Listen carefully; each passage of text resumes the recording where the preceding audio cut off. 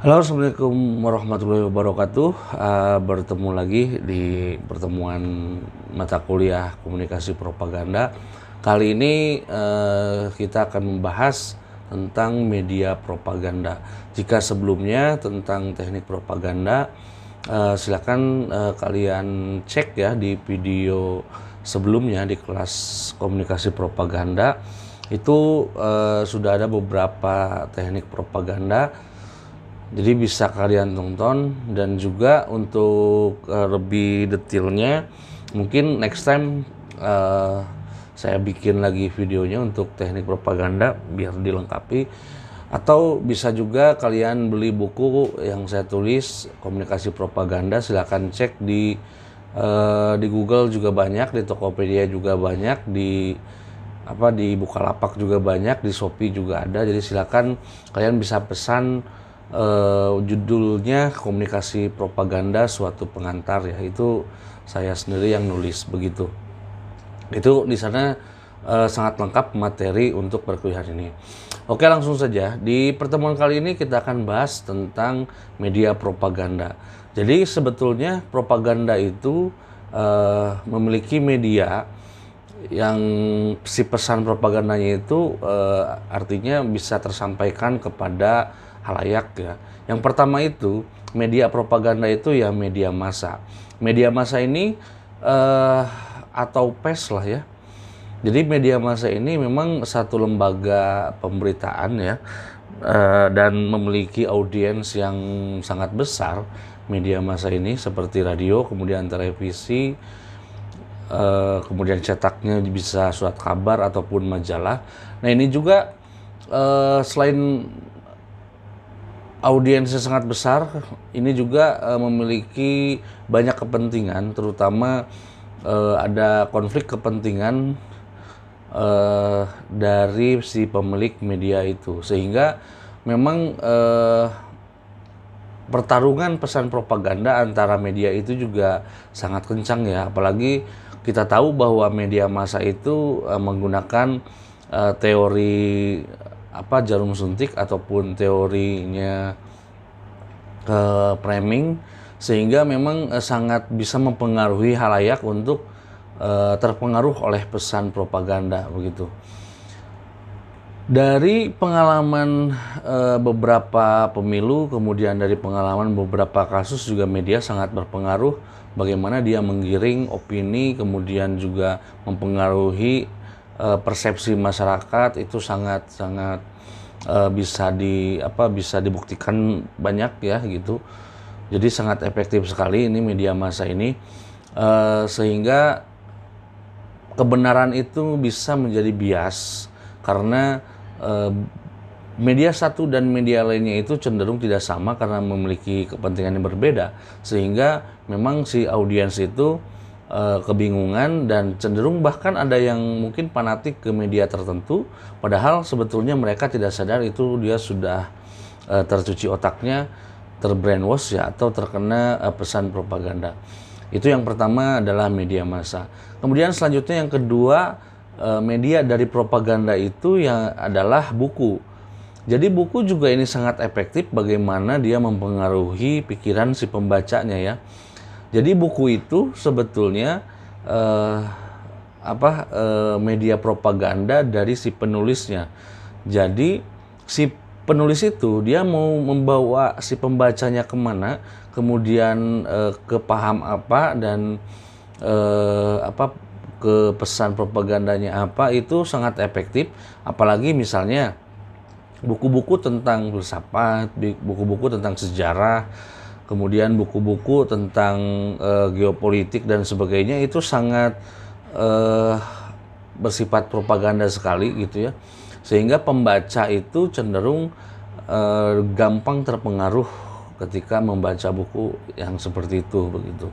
Jadi memang buku itu salah satu media dari propaganda. Jadi hal yang wajar ketika orang membaca buku kemudian dia akan terpengaruh dengan pesan propaganda. Selanjutnya selain buku, itu ada juga media propaganda yang berbentuk film. Tentu semua orang, apalagi mahasiswa ya, biasanya sangat menyukai film dari mulai sinetron, kemudian film superhero, film kolosal dan sebagainya begitu. Jadi film ini sebetulnya merupakan media propaganda.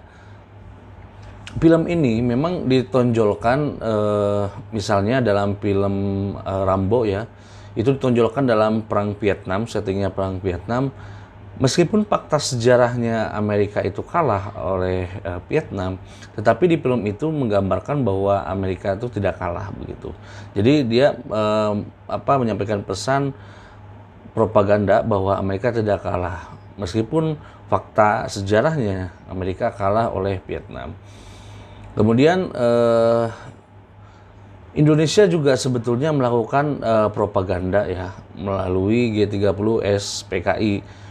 Pada zaman Soeharto itu kan diidentikan bahwa G30S PKI itu adalah karena dilakukan pembantaian jenderal itu dilakukan oleh PKI.